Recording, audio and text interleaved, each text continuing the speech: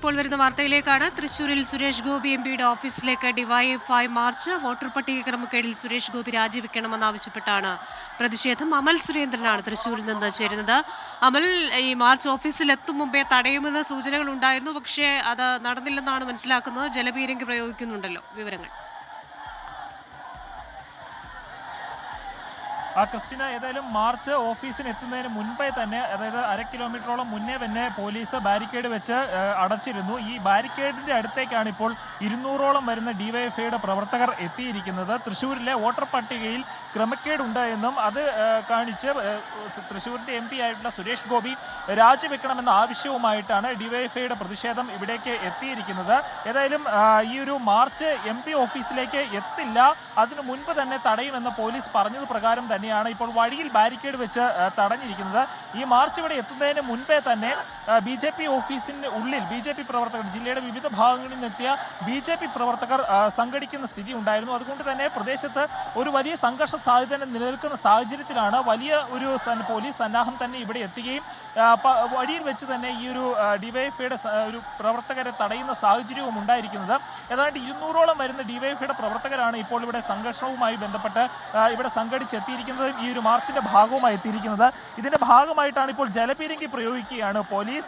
200ഓളം വരുന്ന ഈ പ്രവർത്തകരെല്ലാം പിരിഞ്ഞു പോകാൻ തയ്യാറാകാതെ ബാരിക്കേഡിന് മുന്നിൽ തന്നെ സംഘടിച്ച് പ്രതിഷേധിക്കുകയാണ് ഇപ്പോൾ നടക്കുന്നത്. ഏതായാലും വോട്ടർ പട്ടിക വിവാദം രാജ്യാന്തര തലത്തിൽ എന്നതുപോലെ തന്നെ തൃശ്ശൂരിന്റെ പ്രാദേശിക തലങ്ങളിൽ പോലും വലിയ രീതിയിലുള്ള ചർച്ചകൾ ഉയർത്തുന്ന സാഹചര്യത്തിൽ 24 അടക്കം നിരവധിയായ മാധ്യമങ്ങൾ ഇതിനെക്കുറിച്ച് വാർത്തകൾ നൽകുന്ന സാഹചര്യത്തിൽ, നമ്മുടെ തന്നെ അന്വേഷണങ്ങൾ ഉണ്ടായ സാഹചര്യത്തിൽ പല കോണുകളിൽ നിന്ന് BJPയും എതിർപക്ഷവും അങ്ങോട്ടും ഇങ്ങോട്ടും വോട്ടർ പട്ടികയെ സംബന്ധിച്ച വാദപ്രതിവാദങ്ങളും ആരോപണ പ്രത്യാരോപണങ്ങളും ഉന്നയിക്കുന്ന സാഹചര്യത്തിലാണ് ഡിവൈഎഫ്ഐയുടെ MPയുടെ ഓഫീസിലേക്കുള്ള ഒരു മാർച്ച് ഉണ്ടാകുന്നത്. നമുക്കറിയാവുന്നതാണ്, നേരത്തെ CPMന്റെ ഭാഗത്ത് നിന്ന്, ഇടത് പാർട്ടികളുടെ ഭാഗത്ത് നിന്ന് വലിയ ആരോപണങ്ങളും പ്രതിഷേധങ്ങളും എല്ലാം തൃശ്ശൂരിൽ ഉണ്ടാകുന്ന ഒരു സമയത്താണ് MPയുടെ ഓഫീസിനടുത്തേക്ക് ഒരു ഇടത് പ്രവർത്തകൻ എത്തുകയും അദ്ദേഹത്തിന്റെ MP ഓഫീസിന് മുന്നിലെ ബോർഡിൽ കരിങ്ങോയിൽ ഒഴിക്കുന്ന സ്ഥിതി ഉണ്ടായത്. ഇതിനെ തുടർന്ന് ശോഭാ സുരേന്ദ്രൻ അടക്കമുള്ള ആളുകൾ, K സുരേന്ദ്രൻ അടക്കമുള്ള ആളുകൾ തൃശ്ശൂരിലെത്തുകയും വലിയ രീതിയിലുള്ള രാഷ്ട്രീയപരമായിട്ടുള്ള ആരോപണങ്ങളും പ്രത്യാരോപണങ്ങളും എല്ലാം നടക്കുന്ന ഒരു സാഹചര്യം ഉണ്ടായിരുന്നു. ഇതിന്റെ ഭാഗമായിട്ട് തന്നെ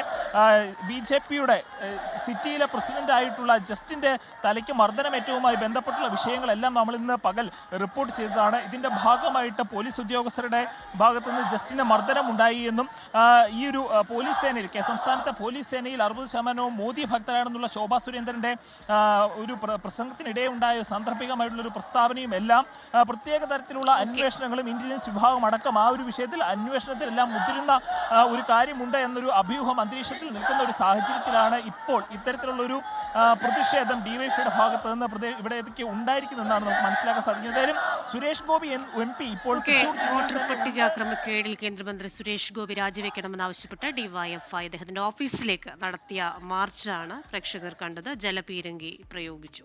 അമൽ സുരേന്ദ്രനാണ് തൃശ്ശൂരിൽ നിന്ന് വിശദാംശങ്ങൾ നൽകിയത്. ലോകത്തെവിടെയായാലും ഏത് സമയത്തും 24 വാർത്തകളും ഓഗ്മെന്റഡ് റിയാലിറ്റി പാക്കേജുകളും എക്സ്പ്ലെയിനറുകളും വിശദമായി കാണാൻ ഞങ്ങളുടെ YouTube ചാനൽ നിങ്ങൾക്ക് സബ്സ്ക്രൈബ് ചെയ്യാം.